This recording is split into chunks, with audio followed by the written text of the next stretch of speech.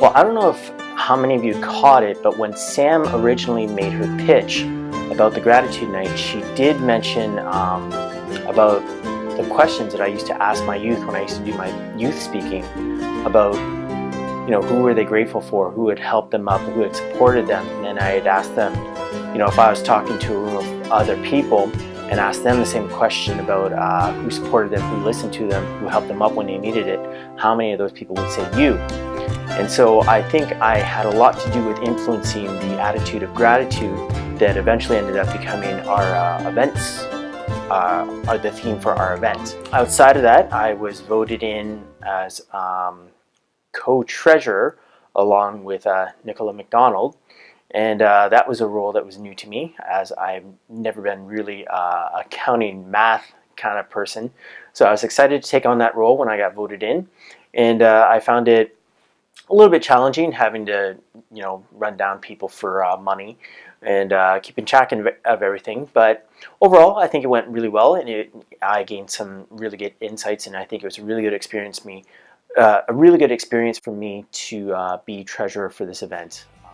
Well, the one thing I did learn that was pretty apparent to me was that I do not function well in a committee with over 20 people in it. So I learned that I don't like that environment. However, I learned how to coexist and contribute within that environment. But it's not one that I appreciated too much.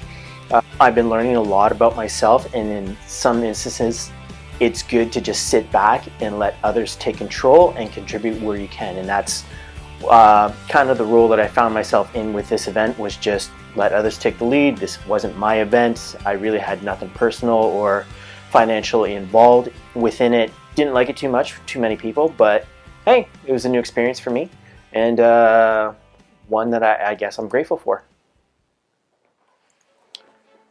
What I learned about my classmates was that there are certainly those that have strong voices and opinions and are not afraid to use them or voice them.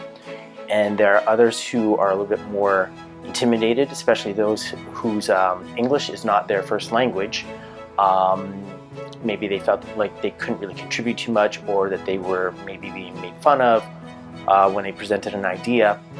There's a real mishmash of personalities within the classmates, and some of them are just really big, loud, and kind of obnoxious and annoying in a way. I believe there are some that, no matter which way you put it, cannot take constructive criticism or an opposing viewpoint or an opposing opinion on certain things because they are not mature enough for that. And it's unfortunate, because I think they could really learn a lot if they just shut up and learn how to listen to other people. But it's always got to be their way, their highway, and that's fine. I did feel bad for those that couldn't speak up over the loud voices and be heard or be taken seriously, or perhaps just felt intimidated by it. And I think some people gel well and are able to contribute in a big, large group setting like that, and I think some of them are just too intimidated by it and would just rather sit in the background and not say anything. And so that's what I learned about my classmates. In over 20 years of experience with different event plannings with numerous organizations throughout Windsor-Essex County, I've never dealt with a board that was that large, and I hope to never again. I found it very difficult to get a word in edgewise. I found a mishmash of ideas, and I just found that there wasn't one cohesive vision for the evening. It was just kind of scatterbrained, and I'm actually really surprised and actually really glad that it came off as well as it did. One thing that I found really interesting was one of our chairs saying, well, that's a lame idea. And I think that's hilarious, because like what's lame to one person is a super awesome idea to another person, and what's a super awesome idea to one person is lame to somebody else. So it's like you're never going to come to a general consensus when you have 20 people that are all trying to vie for the same vision. But the event ended up being good, but I think it could have been better. I tend to take the lead whenever I'm planning an event. Most of the time I've organized a ton of my own events, or I take the supportive role where I know exactly what my role is, and that's either to provide entertainment, MC services.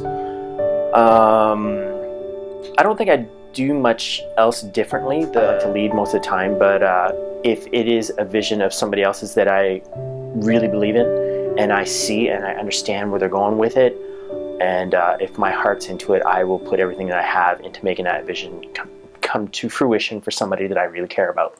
I was really happy that they decided to go with the gratitude theme. I think it's important. I think it's important to recognize those that have helped us get to where we're at, those that have supported us and listened to us. And I think it's very important that we recognize them. And sometimes before it's too late, because you never know when they're not going to be around. And, for you to have that opportunity to say thank you.